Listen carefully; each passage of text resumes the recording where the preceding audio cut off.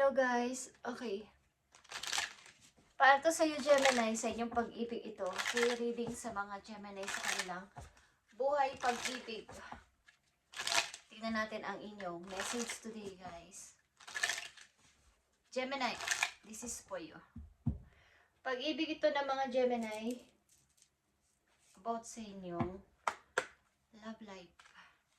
Gemini, okay. Unbreakable love.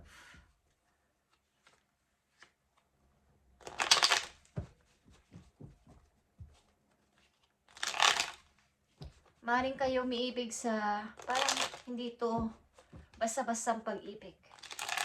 Genuine. Ang pag-ibig sa inyong person na to. Tingnan natin, Gemini, yung pag-ibig. Message sa mga Gemini sa kailang pag-ibig.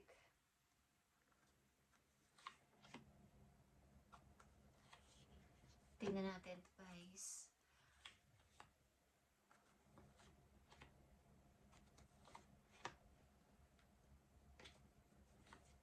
Thank you. Page of Swords is here, guys. Okay? Titingnan natin to kung bakit andito ang Page of Swords. At unang message sa inyo, sa inyong pag-ibig. Unrequited feelings is here. Kaya andito ang unbreakable love. Para sa tao na to maybe, or para sa iyo, vice versa is hindi pa ito tapos na pag-ibig. Para itong unfinished na naghiwalay kayo pero hindi pa totally walang closure. Okay guys? At kumbaga, para maging healthy pa tong inyong pag-ibig na to, kung tutuusin, dapat ay hindi lang masabi na may asawa ako, meron akong kasintahan, meron akong kinakasama. Kailangan is may effort, may ginagawang action. Yung dating ginagawa nung naliligaw pa o nung nililigawan pa is, yun dapat ang laging gagawin. Minsan nagkukulang na sa communication, hindi na nag-uusap, sapagkat mag-asawa na sila, magkasintahan na sila, so nawawalan na yung dating mga sweet words, okay, yung mga pagkikare. So hindi lang basta-basta yung pag-ibig na to. Kumbaga, nagtapos o kaya nagtapos o hindi pa tapos para sa isang tao ito at still, parang nag-i-stalk pa rin. Okay, tingnan natin, Gemini, ang unrequited feelings. Kumbaga yung feelings ay hindi pa nagmo-move on pero andun pa din. Nandun pa din sa heart niya yung person na yon. Gemini, nakikita nyo ang The Hangman, ang unang message. Hindi pa ako maka-move on. Dito muna ako. Isip-isipin ko pa muna. Magtitingin-tingin muna ako o maghihintay-hintay pa ako. So nakahang ang isa sa inyo, Gemini, sa yung nang yung person. Ikaw o ang yung person. The Hangman is here. Alam mo naman na ang tama, alam na ng isang tao ang tamang gawin. But, andun pa din sa, okay na muna ako dito. Kahit wala na kami o hindi pa man tapos to is, andun yung paghintay, andun yung pananatili muna. Steady muna. Hindi mo na nagkakagusto sa iba. Okay? Andun pa rin yung feelings. So, no dito ay 7 of Pentacles. Okay, pagtatrabaho ang nasa isip. Work ng work. Okay.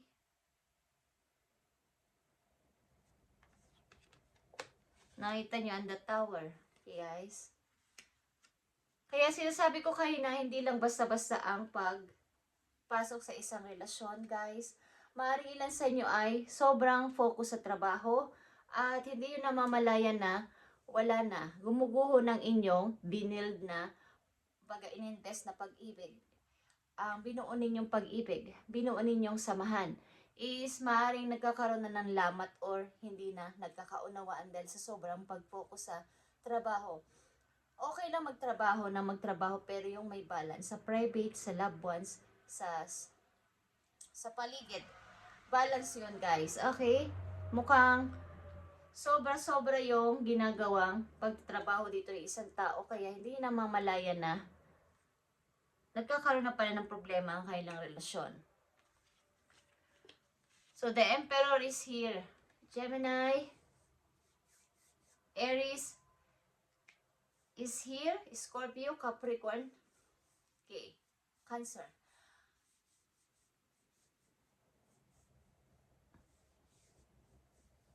So, meron dito isang tao na wala siyang, kumbaga siya yung nasusunod sa bahay. Siya yung nasusunod sa inyong relasyon. Doon lang siya nakapokus sa isang bagay. At hindi nyo namamalayan, hindi na kayo nagkakasundo. Hindi na kayo nag-uusap. At andun na yung pagkawasak ng isang relasyon o ng isang tahanan o ng isang samahan. O connection, guys, Gemini. But nandito pa din yung feelings. Sige. The Hangman. Pag meron na dumarating na mga bagong tao, bagong mga pagkakaabalahan, bagong idea, pero wait muna, hindi muna ako gagalaw. Parang ang hirap pa. Ang hirap pang mag-decide, ang hirap pang magsalita, ang hirap pang kumilos. Okay, so may maaaring nakakatanggap ka ng mga opportunities at mga bagong person din na dumating sa buhay mo, kaibigan man yan o mga bagong tao sa buhay mo, bagong idea din. But andun yung paghintay, andun yung hindi mo na nakilos. Okay, Queen of Swords is here. Maaaring wala na kayong connection ng tao na to, Gemini. At nakapokus ang ilan sa inyo sa work ng work. Tinanggal na yung connection sa tao na to. So, ilan sa inyo nag-uumpisa ng bagong trabaho nga at dun kayo nakapokus at wala na nga ang relasyon na to. Kaya lang, andito pa rin yung feelings sa inyong puso. At maaari nga ilan sa inyo lumipat din na ibang tirahan, mga bagong tao na mga kilala ngayon, bagong community ito, bagong trabaho din. At wala na kayong connection sa person na to. Kumbaga, wala kayong contact ng person na to. Maaring maraming tatanong sa inyo, kumusta na kayo ni ganito, ni ganyan, is hindi kayo muna nagsasalita. Kumbaga, ayaw nyong magbigay ng inyong saloobin sa ibang tao. So, andito yung pagsasakripisyo. Kesa naman mag-away sa loob ng bahay o ang connection na to ay away na lang ng away, is andito yung pag-alis ng isang person. Pag-alis na lang. But, ang pag-ibig na to ay unbreakable. Maaring may issue lang kayo, but meron pa rin natitirang feelings. Tingnan natin to, guys. Message for Gemini sa kanilang pag-ibig. Pag-ibig.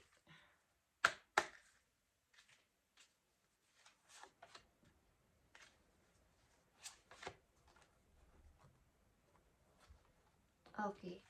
So, dito ang official person, guys, at despair. Okay. So, meron ditong isang tao na maaari na wala ng work. Okay. Not hiring. Kumbaga, may struggle sa paghahanap ng trabaho at sobra siyang desperado o desperada. Okay, aliman dyan sa inyong dalawa. Is maaring naghahanap ng work, pero ang hirap namang makahanap or mabigyan ulit ng bagong pag-asa.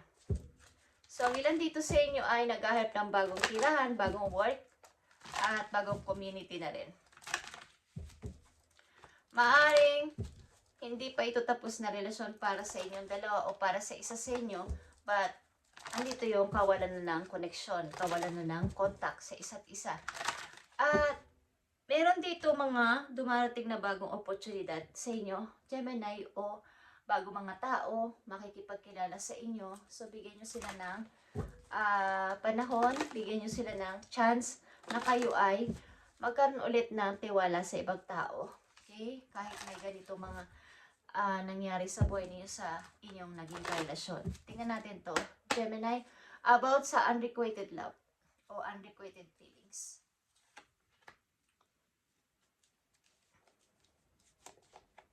Thank you po.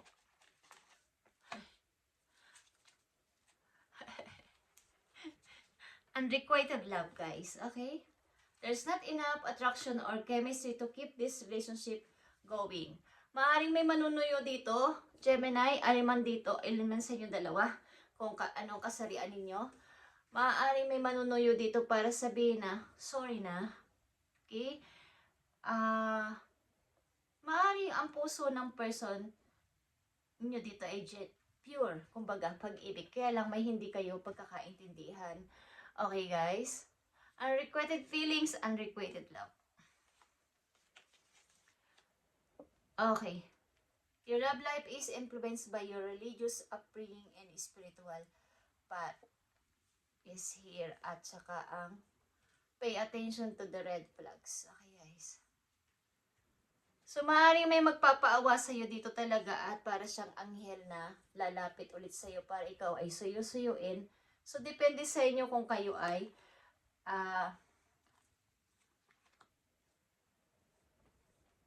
maaawa ulit sa tao na to or papapasukin nyo ulit sa buhay nyo. The sign are cautioning you. Maaring nung naging nawala siya sa buhay mo o nagkaroon kayo ng ganitong klaseng trouble, is nagkaroon ka ng kamulatan lalo about sa spiritual. Nag-upgrade yung spiritual relationship mo kay God at medyo nag-iba yung pananaw mo sa buhay simula nung nangyari ito sa inyong dalawa. Okay? Gemini, mukhang mayroon kang mga natutunan sa nangyari sa iyong buhay. May natutunan ka sa mga, kumbaga sa ganitong klaseng relasyon, may natutunan ng yung sarili dito. At mas tumaas pa yung pananampalataya mo simula nung nangyari ito. Dahil ang ilan sa inyo dito ay nahirapan ulit mag-start at nahirapan ulit maghanap ng bagong trabaho. Ang ilan dito sa inyo ay lumipat ng lugar kasi at bago na naman ang mga tao, bagong trabaho ulit, bagong pakikisama ulit. So, napakahirap. So, nagkaroon ka ng kamulatan dito about sa nangyari sa buhay mo. Okay? Gemini. Ang paparating na message sa mga Gemini. Okay? Paparating sa inyong message po ko dito sa inyong sitwasyon. Maring slow ang pag-move on ng ilan sa inyo, but andito yung alam nyo naman ang gagawin ninyo, okay? Six of Cups is here. So, magbalik ka ulit sa iyong sariling ikaw. Kumbaga, ikaw ay huwag mong isipin na katapusan na ng mundo kahit kayo ay nagkahiwalay ng tao na to. Ilabas mo yung iyong inner child. Okay, guys? At ang ilan sa inyo dito sa may anak, guys. So, Page of Wands is here. Six of Pentacles and Eight of Cups. So, andito yung pupursigin ninyo na maghanap ng iba't ibang trabaho. Bukod sa isa, dalawa, tatlo pa. Ang ilan sa inyo ay may maraming ginagawang trabaho. At doon kayo nakafocus sa ngayon. Pati ang something mission, something pagbibigay ng tulong sa ibang tao din is mas umunlad pa yung inyong, nag-upgrade pa ang inyong pananampalataya kay God. Okay, tumaas pa lalo. At natutong tumingin sa mga taong nangangailangan na mas meron pa palang, kumbaga bukod sa akin na ako'y nahihirapan, may mga tao pa palang mas mahirap kaysa sa akin. Kumbaga, isasantabi nyo muna ang isang bagay na nagpahirap din sa inyo at titingin kayo sa positibong paraan o pamumuhay para kayo ay lumago ulit. Okay, something, aalis ka dito or tatalikuran mo muna ang nangyaring ito at magpapatuloy ka sa iyong buhay at patuloy na mag-grow. Okay, something na ilan sa inyo dito ay naging single. Heartbroken man pero mayroong natutunan. At maaari may gumugulo sa iyo dito. May gusto sa iyong kumausap. At mag-ingat ka sapagkat may nag-i-stalk dito, guys. At maaring gusto kang kausapin ng sapilitan. Okay, so kayo ay mag-ingat. Kahit naman ang gawin sa inyo dito is mayroong mga taong concern sa iyo dito at nagsasabi na mayroong panganib sa paligid. Okay. Malungkot ang ilan sa inyo at maaaring kumbaga sa paghawak ng money, ilan sa inyo ay magaling mag-manage at ayaw nyong mawalan kayo. Ayaw nyong mawalan kayo. But nandito yung pagkamaawain nyo sa mga tao. Pagiging mapagbigay sa mga tao. Okay. So mga Gemini nandito ay may bagong pasimula sa buhay at nakapokus sa kanilang trabaho. Bagamat nangyari sa kanila to is marami silang natutunan. Maaaring ang person mo ay andito pa rin at gusto magmakaawa sa iyo at magbalik. Okay.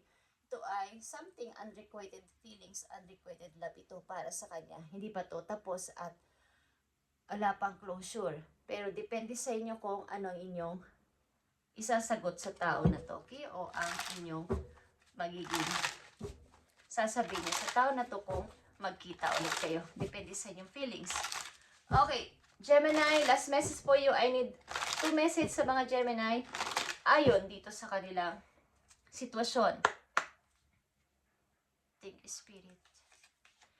Thank you po. Okay. Gemini, okay, kayo ay magpapaka-grow pa sa buhay. Something na, lalo na sa kaperahan, mag-grow pa kayo dito.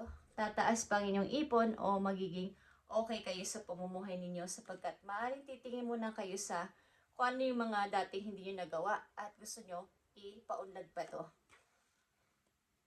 So, andito ang 10 of Cups, Gemini. Meron ka namang masayang family bukod sa pag-ibig na to na maaaring nawala sa'yo o di ka okay dito, but meron kang masayang pamilya na masasabi.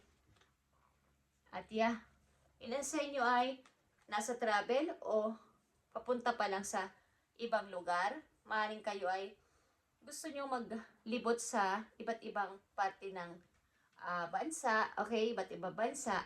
But andito yung bagong paniwala para sa mga Gemini. The world is here. Okay, ito ay isang rebirth para sa inyo at masaya ka dito sa iyong bagong mundo.